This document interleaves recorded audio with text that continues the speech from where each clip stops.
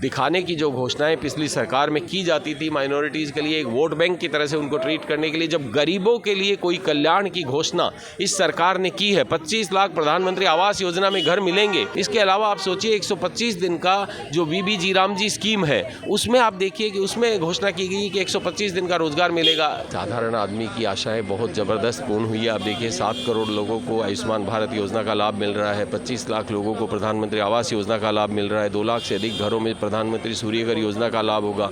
किसानों को जो पीएम किसान निधि से, जो सम्मान निधि से जो हम लाभ दे रहे थे, यहाँ एडिशनल बेनिफिट उसमें दिया जा रहा है।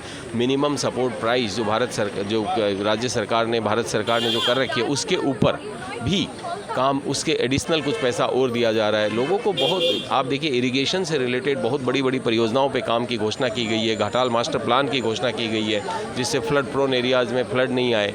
इसके अलावा आप देखिए कि जहाँ ये लैंड सॉइल इरोजन की जो घटना होती है मालदा मुर्शिदाबाद नदिया में, उसको रोकने के लिए, रोकथाम के लिए बहुत बड़े प्रयास की घोषणा इसमें की गई है। ट्राइबल यूनिवर्सिटी की घोषणा की गई है। मैं ऐसे विकासोन्मुखी बजट के लिए हमारे लोकप्रिय मुख्यमंत्री श्री शुभेंदु अधिकारी जी को और हमारे वित्त मंत्री स्वपन दास गुप्ता जी को बहुत बहुत धन्यवाद और बधाई देना चाहता हूँ।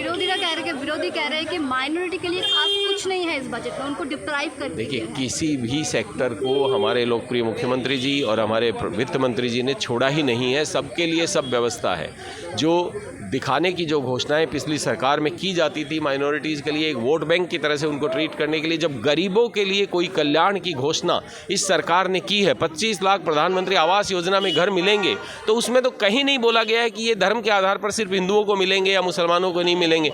जो गरीब है, सबका साथ, सबका विकास, सबका प्रयास, सबका विश्वास, ये है बीजेपी का मूल मंत्र। जो यूथ है उनके रोजगार के लिए क्या है? मैं आपको बताया ना, 1 लाख रोजगार तो डायरेक्ट घोषणा की गई है। और जितनी कांग्रेस का ही एक आयुष है, उनको तो काम करने का तरीका ही नहीं मालूम है। जब यहाँ पर इंडस्ट्रीज आएंगी, जब यहाँ टूरिज्म का विकास होगा, जब जितने इंफ्रास्ट्रक्चर रिलेटेड काम होंगे, तो उसमें काम कौन करेगा, उसमें रोजगार किसको मिलेगा? इसके अलावा आप सोचिए 125 दिन का जो बीबीजी रामजी स्कीम है, उसमें आप देखिए कि उसमें घोषणा की गई कि 125 दिन का रोजगार मिलेगा। तो जहाँ अन्नपूर्णा योजना में भी 3000 रुपये भत्ता और युवाओं को भी 3000 और 2000 रुपये भत्ता की, सब बच्चों के लिए रोजगार की व्यवस्था होगी। किसी बच्चे को बाहर नहीं जाना पड़ेगा। जिस ढंग के विकास कार्यों की घोषणा हमारी सरकार ने की है।